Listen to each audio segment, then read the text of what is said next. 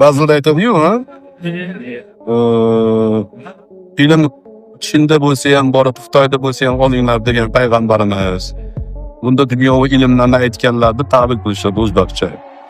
Yangilikni aytib qo'yay, bu hadis emas. To'qima gap bu. Payg'ambar alayhissalom aytdilar deb mana shunga o'xshagan gapni gapirish mumkin emas. Buni gapirish qachon mumkin? Buni Rasululloh aytmaganlar deyish uchun gapirsa bo'ladi.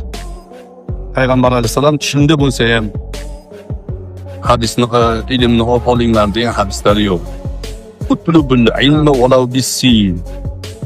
Bu to'qima gap. Payg'ambar alayhissalomga sanadi bog'liq hech qanaqangi asli yo'q.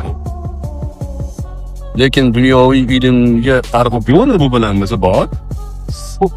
Fasalu ahla zikri in kuntum la ta'lamun bor. Boshqa minglab